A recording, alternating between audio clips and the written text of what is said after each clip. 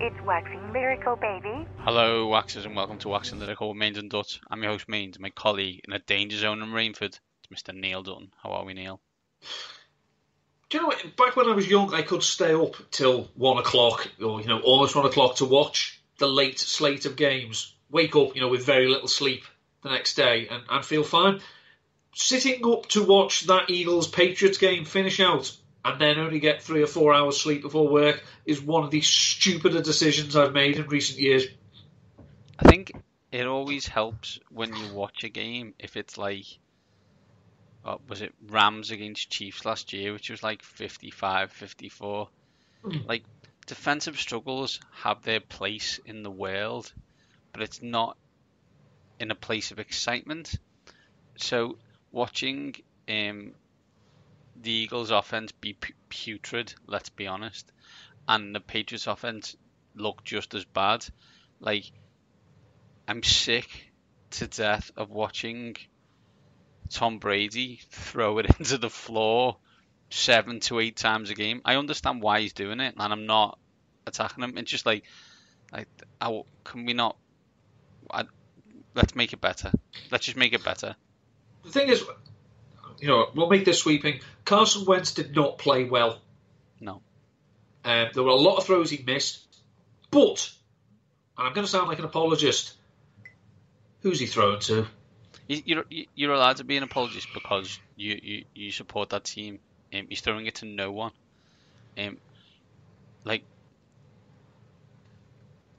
I think we'll when we get to Plugged Into the Mains, we'll do a comparison on a similar team, but he only throws to 2 tight ends, basically, and no one else. He had no real running game to speak of, especially as Jordan Howard was out. And the team's really struggling at the moment. And it didn't help when Lane Johnson went out and they put a turnstile in at right tackle instead. Well, this is also an issue, and it's the issue that Brady has on the other side in New England, right? That one of the reasons he's thrown it 8 times into people's feet is because he looks up and he sees a lot of green in his face and doesn't need that in his life of 42. Don't care if he's having kale on toast and whatever else he's taken to be the fittest man alive. 42-year-old men do not need to be crushed by 300-pound defensive linemen. It's a suboptimal approach to life. This week, we will get into Plugged Into the Mains. 3 topics, well, 4 topics, and 2 I guess we have to talk about, which will be Myles Garrett and Colin Kaepernick, as they happened since our last show, and it'd be silly not to talk about them at least for 30 seconds. Then we're going to do fancy, as always, Darling of the Week, Loser of the Week, and DraftKings Fancy Team of the Week, where I've done something Neil hates, and Neil's done something that's going to blow everybody's mind. That is picking a team by picking 2 lads who I don't think you can pick and then pick a team, but we're about to find out. But before we get to all that, let's plug into the mains. So we talked about Philadelphia, Neil, and we talked about the quarterback and the fact he's got no one to throw to. And his main target is basically is Kelsey. No, it's not. Sorry, other way round. Although he did have a chance to throw to Kelsey. He did have a chance to throw to Kelsey. He did. And believe me, Kelsey bolted that ball. Before we get on to that, and I suppose we can go backwards to go forwards. NFL, the game is all about fun, right?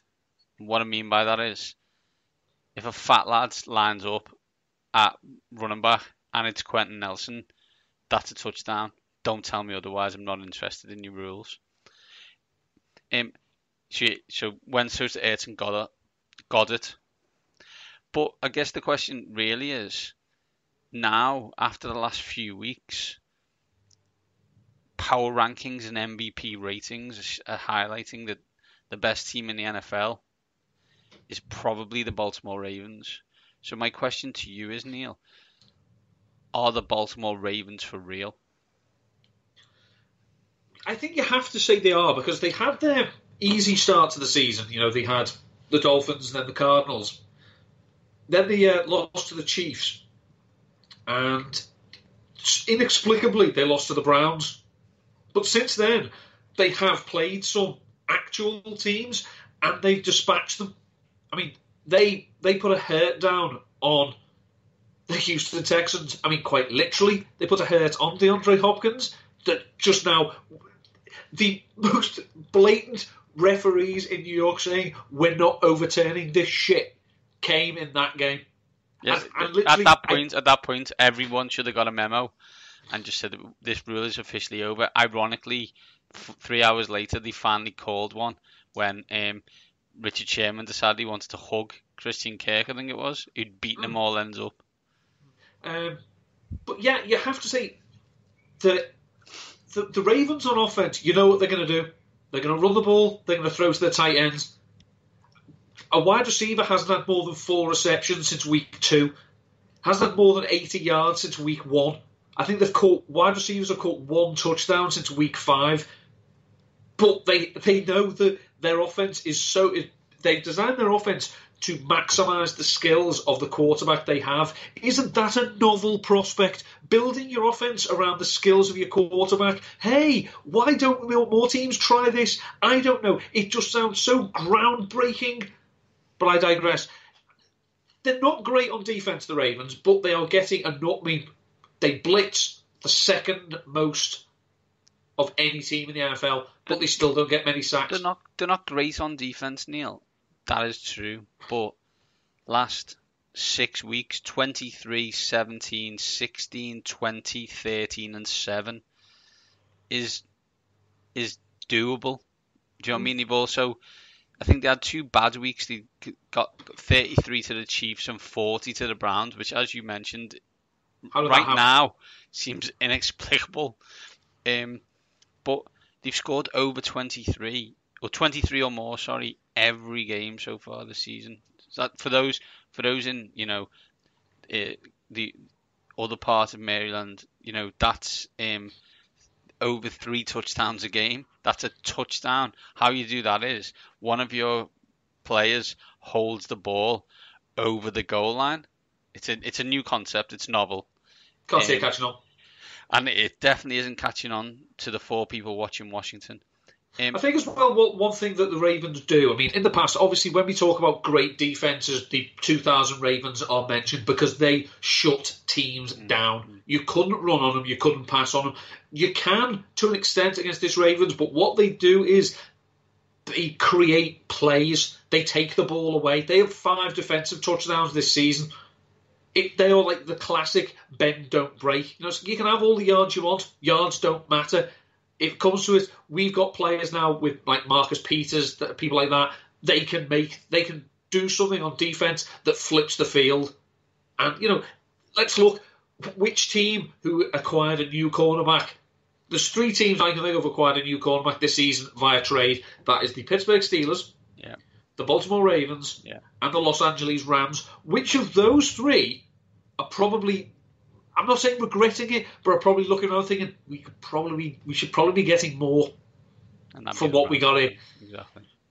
I think what we'll find is with the Ravens are 8-2, a game behind New England. However, hold the tiebreaker. They have got to play at the Rams, at home to the 49ers, at the Bills, then Jets, Browns, Steelers.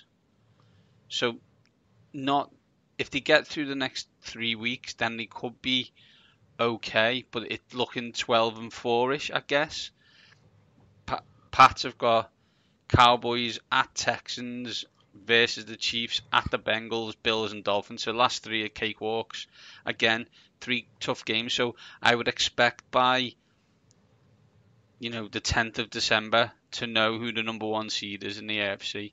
And let's be honest, I think in a playoff game, regardless of whether it's in Baltimore or New England, we would expect the Patriots to beat the Ravens just because that's what they do. However, they absolutely will win that game if it's in New England, but we might have something interesting if it's in Baltimore. Yeah, generally the Patriots don't lose rematches. No,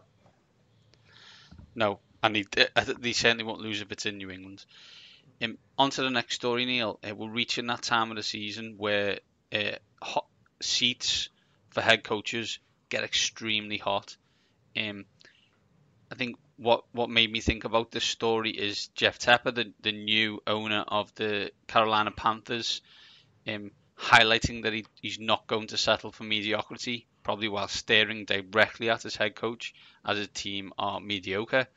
So I've given a list of coaches who I believe are on the hot seat, and I think if you agree, disagree, or want to add some more, we'll do it. So I've kind of tried to do it in order of division. So I've got Dan Quinn still. Should be on the hot seat for like not setting his coaching staff up correctly. Yeah, that's a head coaching issue. That's a head coaching issue, right? Ron Rivera. I think it's just, you can just argue with Rivera. Maybe it's just run its course. Yeah, and I think the Rivera thing isn't necessarily a Rivera thing. You know what it's like. New boss comes in. New boss wants to stamp authority on team. One way to stamp authority on team is look at GM and head coach. Realize your team's okay, but it's not going anywhere. So you've got every reason. They're not going to be 1-15, but they're not going to be 15-1. So I think Tepper as well is going to be wary of the fact that Marty Herney has already been fired as general manager of this team once, and now they're going to get into a situation there that we know that they can do some things with Cam Newton's contracts, that they only have $2 million left, and they may have to start thinking about Christian McCaffrey. I wonder that David Tepper, being the businessman he is, he doesn't want Marty Herney making those kinds of decisions. Yeah, true. I put Bruce Arians on here because I don't know. I don't think the Glazers would do that just because of how the Glazers work, and I think that's an overall sport concept. Just things just aren't right in Tampa, and I don't know if you just go, oh well, if we get a new quarterback, then it'll be okay. But the problem is, who's going to be the new quarterback? Because Arians isn't going to want a rookie; he's going to want an older guy. You would assume. The thing is, though, I think that there are going to be older guys available. True. None that I can detect that have an obvious link to Arians, but speaking to our friend Mr. Dagnall, the Buccaneers fan, he says he'd be quite happy with, not quite happy, he'd be satisfied with a Flacco, a Tannehill, a Dalton, someone who literally, when throwing the ball, can throw it to the wide receivers where they can make plays with it. Dag has even put on Twitter during the Buccaneers game, I think it was Godwin's touchdown. Yeah, it was a touchdown. But if you look where Jameis Winston threw the ball, he still made it damn difficult for Godwin. Where if he'd thrown it in front of him, Godwin can glide into the end zone. But he still made it a quick circus catch here, Chris, and then weave in and out. Yeah. Moved divisions, gone to the north. Got Matt Nagy, who I just look at. I just don't. My concern on just he's safe is, I just think everything he has done with the whole team since they missed that field goal in the playoff game has been completely and utterly the wrong thing to do. Let's make a big deal out of a kick.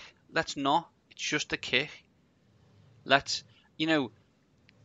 I'm an offensive genius. Look, ask me, I'll tell you all about it. But I'm not Andy Reid defensive genius, so I refuse to run the ball, even though the best thing my quarterback can actually do is run. It just baffles me. I just wonder, certain cities don't, get angrier than others, and I wonder if Chicago gets really angry about it. It does not help him in one single breath that every week either Deshaun Watson or Patrick Mahomes do something unbelievable, or both of them, and that is not Mitchell Trubisky's fault. It's not Matt Nagy's fault. But if I just saw that every week, it would grind my gears. And I think one thing that will save Nagy, if it came down to it, despite what they did last year and the success, whatnot, he can still say, well, he wasn't my quarterback. Yeah, I guess. Even though the argument would have been, we brought you in to fix him, maybe the flip of that will be, well, I couldn't fix him because you landed me with this duffer, so why don't you let me have some insight into who you want? That'll probably save him. And plus, the Bears, I just think the Bears have shown in the past that they can be loyal to people to an extent. But I think that last year has bought Nagy an awful lot of rope. I just think that the The worst thing they can do now, the very worst thing, is just say, no, we're fine. Even if it's just a case of bringing some competition for Trubisky, because they're not going to cut him. There's no reason to cut him. He's going to be relatively cheap. But they cannot go the Blake Bortles route and bring in a bloody CFL backup and say, no, we're fine. We'll push him. Absolutely. Moving to the NFC East. Can I say, though, just quickly, you didn't mention Matt Patricia? Sorry. Yeah, I have mentioned Matt Patricia, sorry. Yeah, Matt Patricia. I just, maybe I've missed something in Detroit, and correct me if I'm wrong, but they fired their coach who kept on winning more games than he lost every year. Mm-hmm. And now they have a coach who loses more games than he wins. So I don't know if you know, but that situation didn't work out very well for Detroit. Especially when they are awful at the one thing that their head coach is supposed to be a genius at. What is that? Why are there so many teams where the head coach is brought in for X and the team becomes garbage at that thing?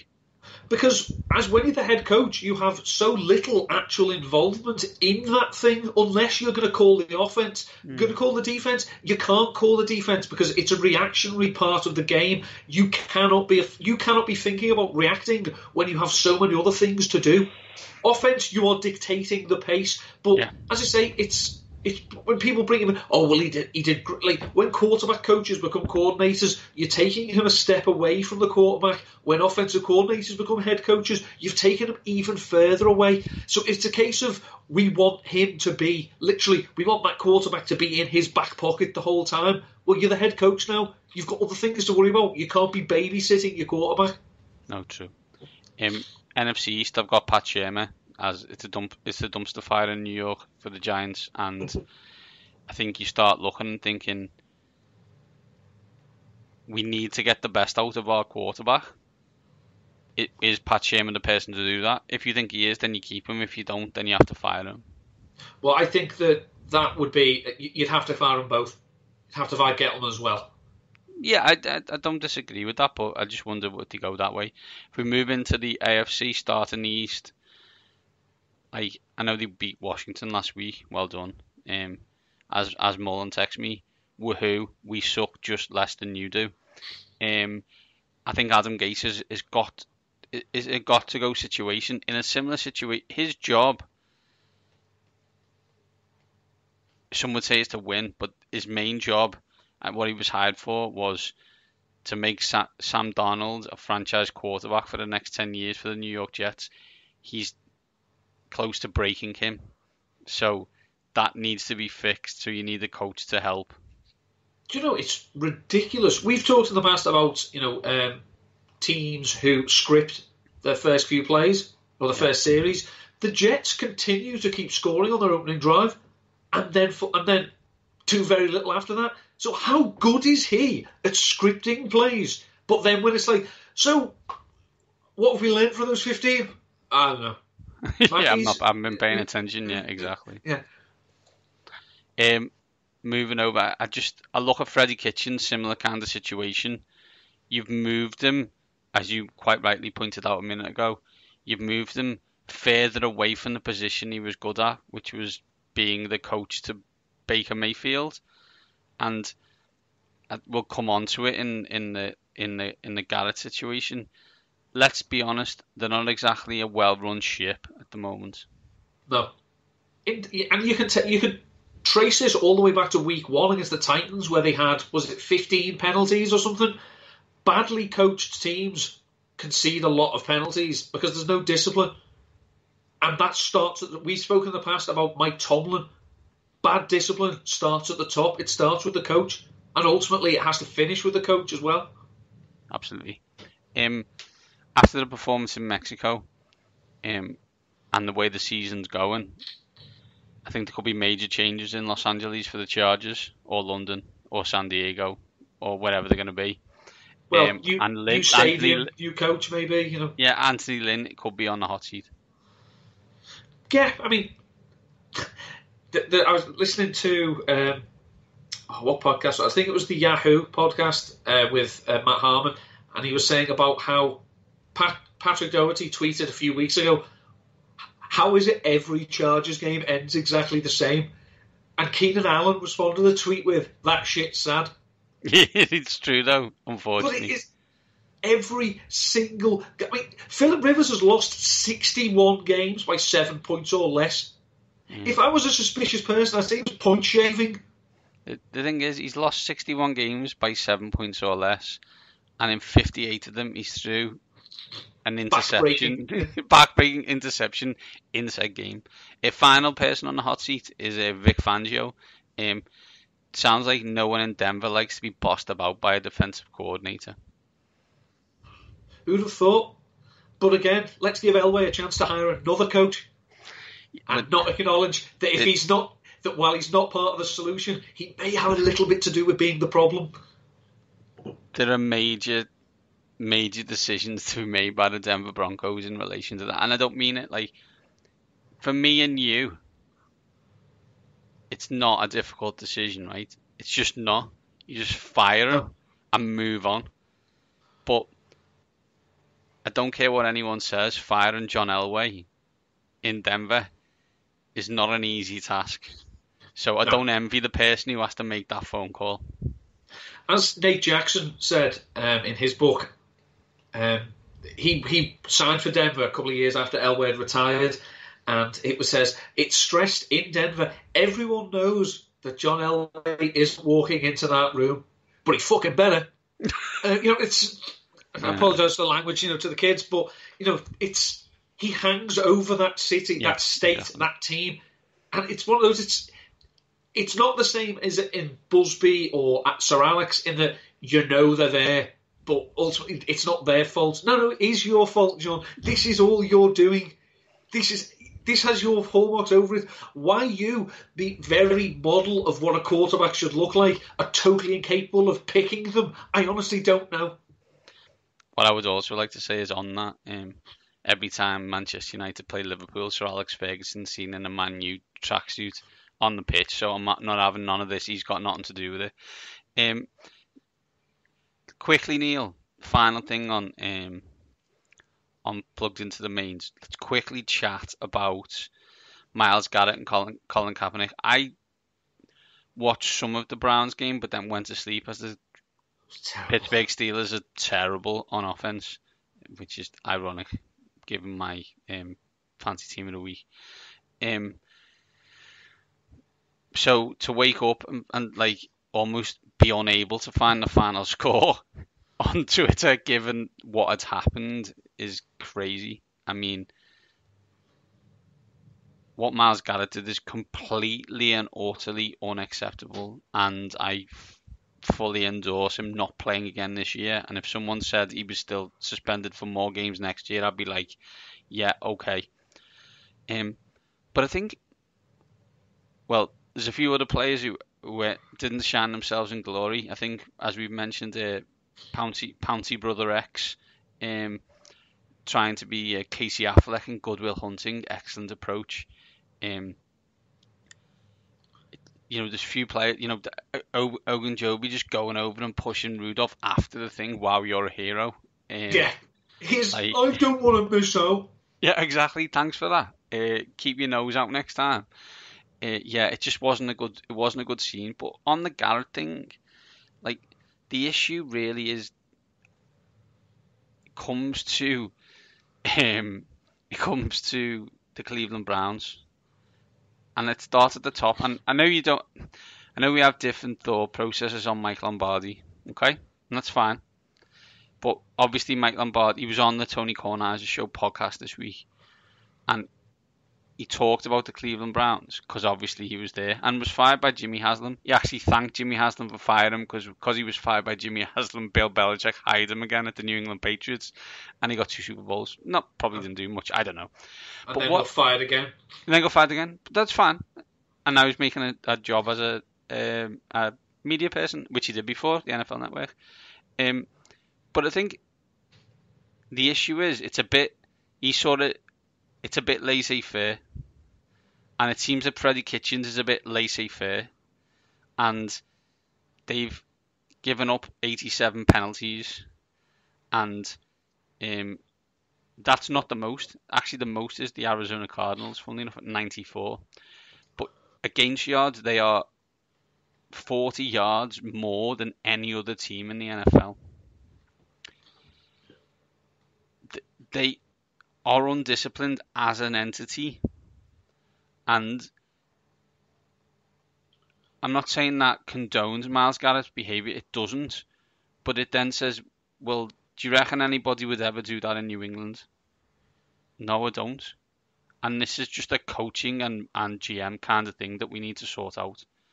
And if they don't sort it out, then the team will continue to be penalised and be run bizarrely going forward. The problem is that as a team, they obviously have talent, but they don't know, they've not been put in the best places to showcase their skills. And so basically what you can translate that into is this team is not good enough to act like a bunch of arseholes. Yeah, absolutely. They are not a talented enough team to overcome 87 penalties. You're not good enough. No. So you're just making it hard on yourself. You're good enough to get by. I mean, if they were well disciplined, would they still have lost some of the games this year? Yeah, probably, because they've made mental errors, fumbling the ball, throwing interceptions. They happen. You have control then. That's what's gone wrong with them. But giving away penalties is a lack of discipline, and that comes from the fact that you are not afraid of the consequences of doing wrong. Correct. It's as you say, we've seen players get cut for less than what Myles Garrett did. Let's move on to Colin Kaepernick, Neil. Just a quick one, though. The best thing about the whole thing, the very best thing, is that it's a situation that Mason Rudolph has got involved in. It has escalated to having his helmet ripped off and being beaten over the head with it, and he turned around to look for a flag. That is a man who is not committed to the fight. If he thinks if someone threw a flag, that'd just stop this raving lunatic hitting him with a helmet. Yeah, don't think so. Finally, Neil, Colin Kaepernick. It was a no-win situation. For Kaepernick, yeah. For Kaepernick, yeah. I don't, can you do me a favour? Can you sign this waiver? It's about injuries. Oh, and by the way, if you sign this waiver, you can't sue us again. Is this in every waiver? Yes, we put this in every waiver that we make people sign. I didn't think he'd ever play in the NFL again. And this confirmed it. Yeah. It was a bit weird that he said he wanted to be open and transparent, but then wouldn't take questions from journalists. I find that bizarre. But, we're talking pedantic semantics here. I didn't think he was ever going to play in the NFL again because, these owners are conservative with a small c. Most of them are big C's. And most of them are big C's. And as Michael Jordan once quite eloquently put it, Republicans wear Jordans too. And in theory, we as people of our location, of our age, of our political persuasion, can think one thing, and we do. And, most of our Twitter probably has a lean to one side or the other.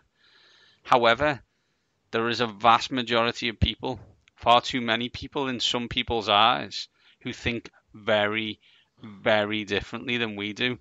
So we'd be like, it won't be a distraction. It won't make any difference. But it might do. And NFL owners don't need that for, let's be honest, a backup quarterback, because no one's bringing him in to start right away. No. The whole thing was shoddy. It was poorly planned, whether deliberately or not, whether it was just made to... It's like Tommy Cooper was so good at magic, he had to be that bad. Whether this is we genuine mistake for, setting it for a Saturday in November, bad. No, I'm sorry. No, that's... I as much as I think, this is a league that can't decide what a catch is, it can't decide what pass interference is, but when it comes to putting on a show, it's leading the way. the fact that the idea that this was an innocent bumble, no, you knew exactly what you're doing. And unfortunately, it came up against a man who feels he has been wronged and was going to take this opportunity to make a statement. I mean, yeah, he did a workout. He looked okay by all accounts. But unfortunately, 8 teams turned up. And, I know that the YouTube is out there, and he said, if people were going to have him, they'd bring them in. And that's what, again, hero of the podcast this week, David Tepper, said to Eric Reed, said if we wanted to sign him, we'd bring him in for a workout. We don't get told where people are going to work out. We bring them in to us. So it's a messy situation, and it's just one of those now that you hear that, Brett Favre was going to make his comeback in the NFL till he was 50. I suspect we're going to get this with Kaepernick, and no one will ever give him a chance. And it's sad, it's totally undemocratic, and it's unfair. Unfortunately, this is the way it's going to be. Unfortunately, this league is unfair and totally undemocratic. Yeah. That's it for Plugged Into the Mains, Neil. So let's move on to fantasy. Bang into week 12. People fighting for playoff positions or not fighting for playoff positions or somehow getting beat. Mainly me. So let's help some people out, Neil, with fantasy, and start with helping them in a good way by who they should pick, by giving them their fancy darling of the week. Hello, darling. Well, our gentle entry into fantasy this week starts with DJ Chark. Had a huge week last week. Everyone thought that, everyone thought, that him coming back, that Nick Foles coming back would be good for Chark. It certainly seemed to do. He saw 15 targets, converted them into 8 receptions, 104 yards and 2 touchdowns. This week, the Jaguars are facing the Titans. Tragic that this isn't a Thursday night game, so we get to see them in their disgusting uniforms. The Titans, they're becoming a little bit more welcoming to wide receivers of recent weeks. They have allowed a wide receiver to go over 100 yards against them in each of their last 3 games. And they've also allowed 9 receiving scores to wide receivers so far this season. So DJ Chark has had a bloody good season. In terms of sophomore breakouts, he's similar from number-wise in the second season to Odell Beckham, Allen Robinson, Jeremy Maclin, who was cut a couple of times apparently. He's had a very, very good season, and I expect it to continue this week. I hope that lad's season continues better than Allen Robinson and Odell Beckham Jr.'s has in recent years, and he keeps a quarterback who can throw to him. Neil, let's also help people by telling them who not to pick this week in the Fancy Loser segment. Another person who had a huge week last week, Josh Allen, who, is he the most polished quarterback? No. Does he play like his hair's on fire? Yeah. Is he fun? Yeah. So he had a great week against Miami. The problem is they're playing the Denver Broncos. Now, as we know, everyone hates their head coach. The defense actually isn't bad. It just gets put into terrible situations by questionable quarterback play. But the defense being as it is, the one thing that Josh Allen usually can save himself with is on the ground. He can use his legs. Unfortunately, only 2 quarterbacks this season have rushed for more than 8 yards against the Broncos. So I think he may find it a little bit difficult. Tough sledding this week. So from a stream, you may not have been starting Allen. You may have been considering him as a streaming option. I wouldn't. Neil, that's darling and loser. But let's give us the full teams that we're going to be doing in DraftKings this week and our daily fantasy teams of the week. Mains and Dutts, daily fantasy team of the week. Show me the money. These are going to be exciting teams, Neil, and we'll explain when we get on to running backs. But Neil, who's your quarterback this week? A running quarterback. I will go with Jeff Driscoll of the Detroit Lions against Washington. He is 5,500. In average points per game, he is 4th in the NFL, averaging about 22 points a game. And he's coming up against the horrifically bad Washington Redskins. Yeah, Driscoll has been QB 12 and QB 5 in his 2 starts. and also has 88 rushing yards in those 2 games as well. In the last 5 games, quarterbacks have completed 68% of their passes against Washington, averaging 7.9 yards per attempt and 1.2 passing touchdowns per game. But don't worry, this isn't the last time we'll be hearing someone playing against Washington this week in this lineup. You will also hear one in my lineup. David Aldridge wrote for the Athletic this week, basically going around the stadium asking people, why the hell are you here? It's a good read. It's a lot of, we support Washington, what else are we supposed to do? My quarterback is Baker Mayfield. He's 5,900. He's playing the Miami Dolphins. Baker much better last week. I expect that to continue against Miami, who've had their small renaissance. It was quite quashed by the against Buffalo. I expect Cleveland to win here, quite convincingly. Running back 1, Neil. Christian McCaffrey, 10,500, because he scores 30 PPR points in a game where he doesn't score a touchdown. Now, let's be honest. I was asked by a close friend of ours to call you out because he assumed that Christian McCaffrey had done Jack S in that game, because it looked like he'd done Jack S in that game because Atlanta absolutely destroyed Carolina. But somehow he got 30 points. I had to check it about 4 times to see how it was even possible. 11 receptions help. 11 receptions do help, Neil. My running back 1 is Kareem Hunt, also in that Miami-Cleveland game. He's getting a bigger and bigger role in this team, and he is the receiving back out the backfield, and I expect him to do a lot of that against Miami's 5,600. I believe, I could be wrong here, in which case the world is wrong and I was right anyway, that he and Nick Chubb had the same number of touches last week. It was very, very similar. Yeah, so if we just assume that Hunt is going to take the receiving work and sprinkled in with the odd carry, whereas Chubb is going to get the bulk of the carries and hopefully the goal line work, then these two can happily coexist. Yep. Running back 2, Neil. Running back 2 in the same game as Christian McCaffrey is Alvin Kamara, 8,200. How much was Christian McCaffrey? 10,500. So Neil right now has spent 18,700 on 2 players. Okay, just for those keeping score. Carry on Alvin, Neil. Well, the Panthers have allowed 33.3 PPR points to opposing backfields over the last 5 games. That's the second highest in the NFL.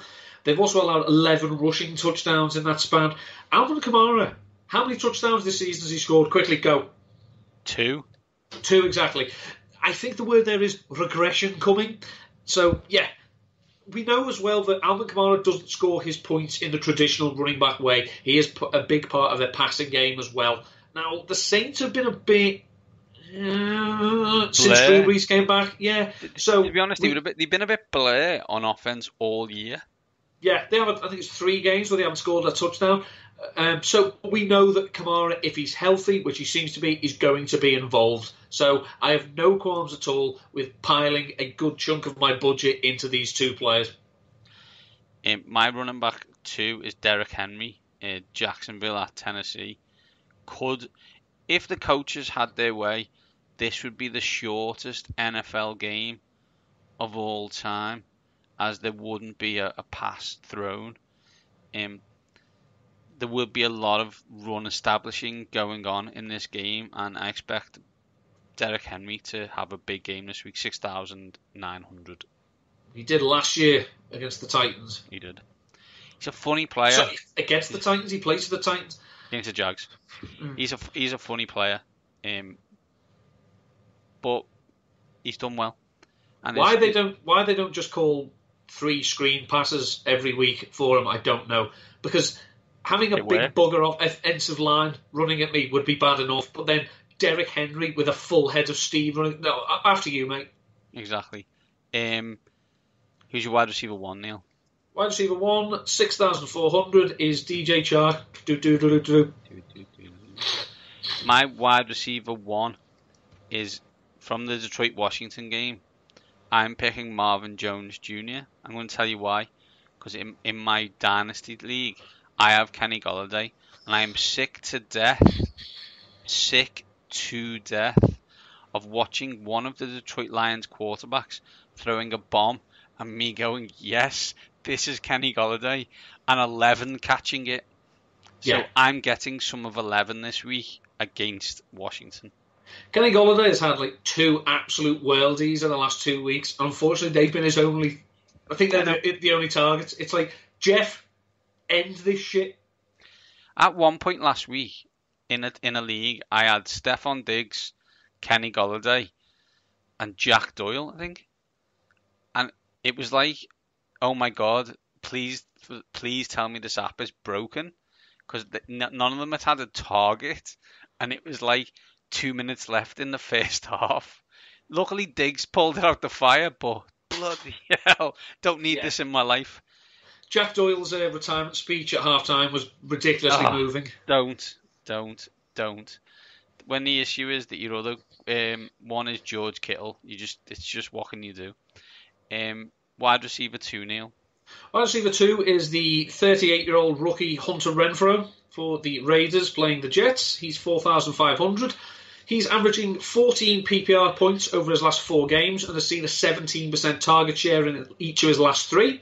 The Jets are allowing 46.4 PPR points per game to wide receivers over the last 5 games. That's 178.4 yards and 2.2 touchdowns.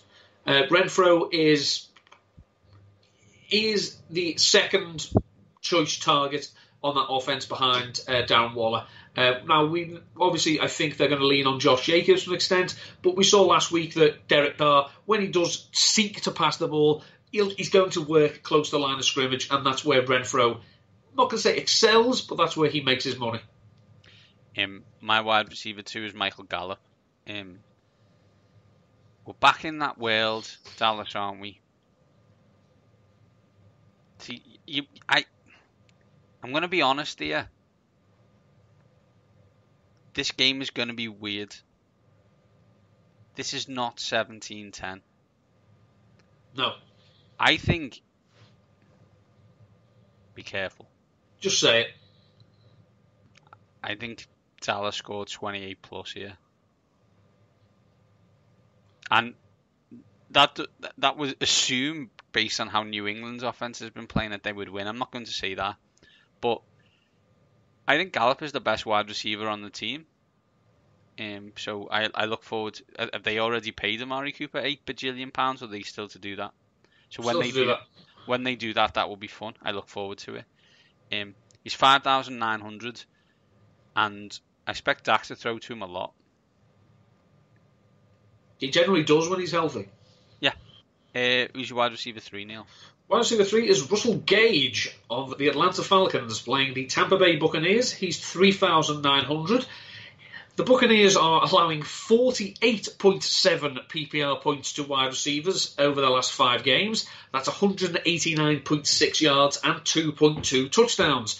Gage has seen at least 13% of the Falcons' targets in 3 straight games. They still don't have Austin Hooper. They've got a bunch of absolute jags at tight end. So obviously he's going to be behind Julio and Calvin Ridley. But this game, we've seen what the Buccaneers are going to do. They're going to stop the run and just say, please pass on us. So I think everyone in that passing game for the Falcons could eat.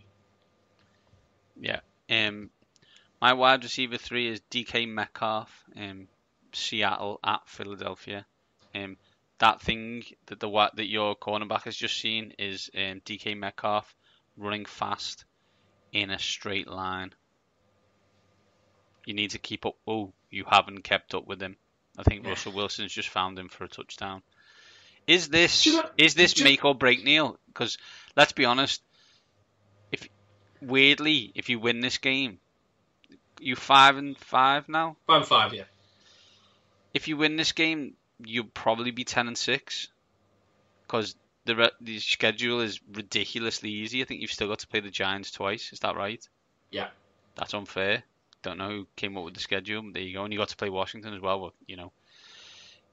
But if you lose this and Dallas do something really stupid, like beating New England, it could be game over. It could be.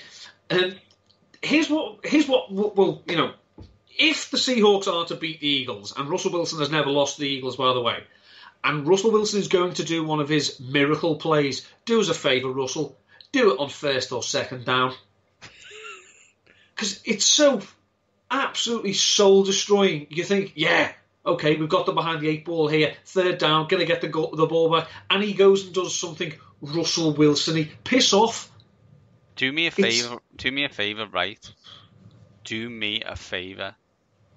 Philadelphia Eagles fan who used to watch Donovan McNabb with me for years, absolutely do one. If you get that out of my face, get that comment as far away from me as humanly possible. Like, and when you think it's far enough away, kick it some more, because I don't want to hear none of that.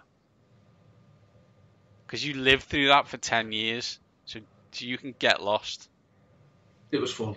It was fun for you. Fun for anyone else. Who's your tight end, Neil? Tight end is Dallas Goedert, 3,700. The Seahawks do give up an awful lot of receptions and production to tight ends, and as we saw last week, and as we've seen for a number of weeks, the Eagles do not have anyone at wide receiver to throw to. But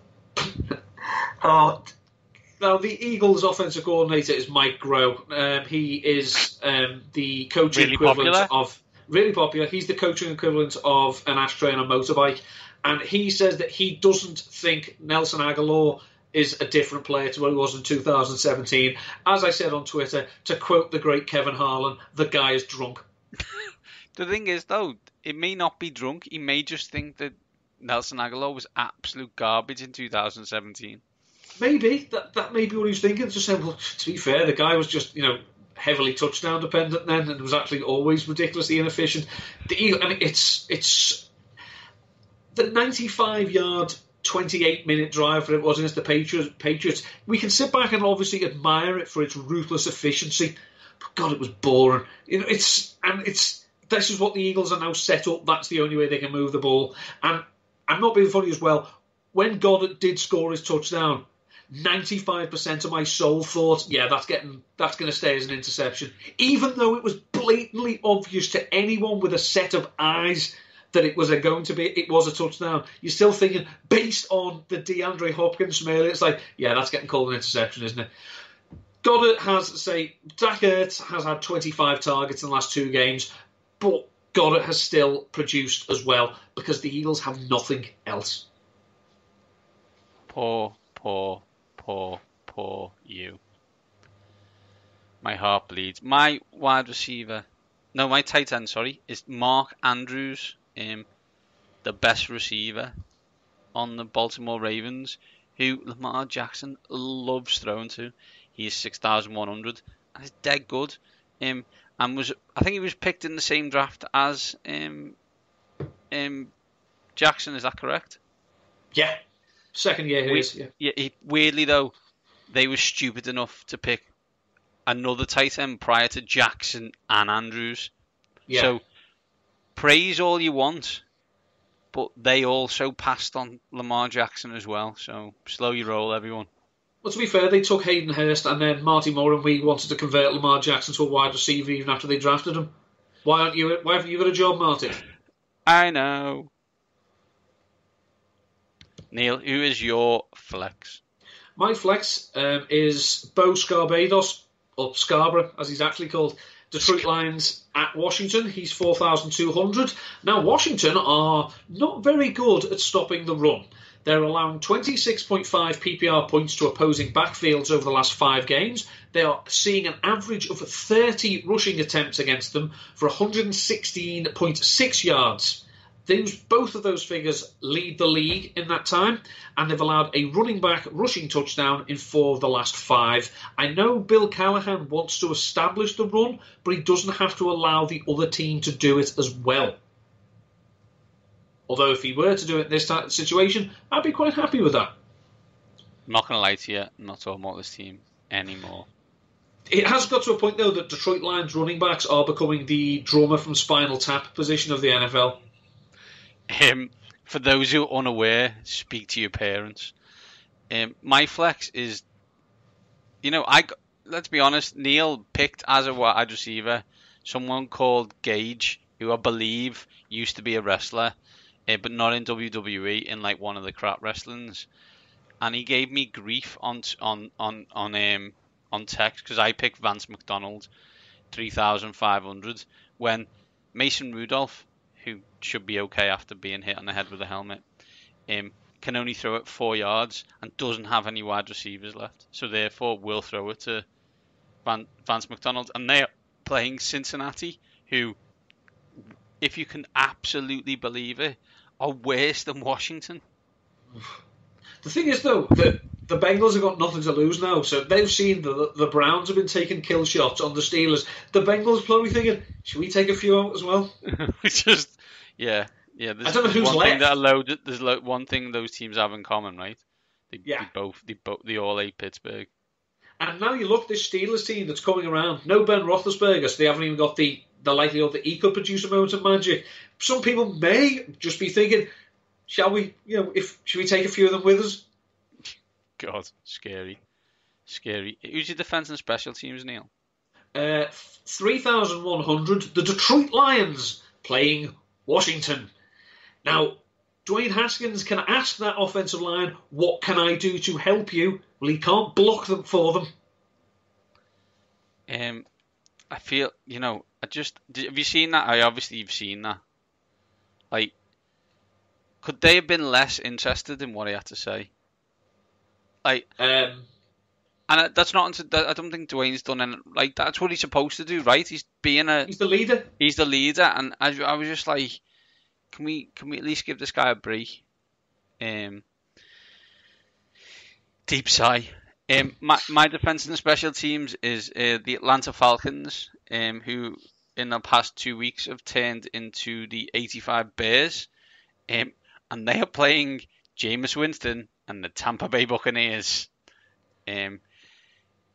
Jameis Winston has many issues, but sometimes you have to say, can he not have a break? Like when OJ Howard catches it, then holds it, then rolls it round his back, then throws it, and then it goes into the defender's hand, and that's counted as an interception. Like, seriously. The guy throws enough interceptions on his own accord without someone else helping him out. Do you know, though, that Jameis Winston has passed for more than 300 yards in 5 consecutive games? It's the longest streak in the NFL. However, he throws 2 interceptions every game, Neil.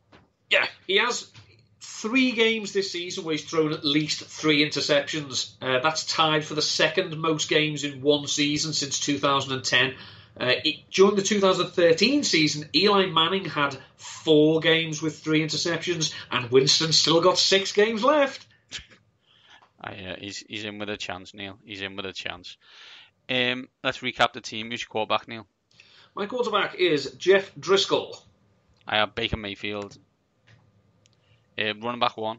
Christian McCaffrey. I've got Kareem Hunt. Running back 2. Alvin Kamara. Got Derrick Henry. Wide receiver 1. DJ Chark. Do. I've got Marvin Jones Jr. Wide receiver 2. Old man Hunter Renfrow. I've got Michael Gallup. Yeah, I've said it. What are you going to do, New England? Yeah, win probably 21-0. But, what can I do? Especially Tom Brady apparently has tweeted out or in an interview saying, as I grew up a 49ers fan, I've pretty much hated the Cowboys from the womb. That's my quarterback. That is my quarterback. Yeah, absolutely. That is my quarterback. Wide receiver 3. Russell Gage. Who? I've got DK Metcalf. Tight end. Dallas we don't hate. Got it. I've got Mark Andrews, massive opinion. Flex. Bo Scarbados. For those who don't live in the UK, that will make no sense to you. And you know what? I'm not going to tell you. Flex is Vance McDonald. And defense and special teams, Neil. The Lions. I've got the Falcons. I'm sensing an interlinking game in our daily fantasy team of the week. A team that where we thought Matt Patricia should be fired. The team is littered with Detroit Lions players and teams. Fantastic. Yeah, and none of them honoured. called Golladay.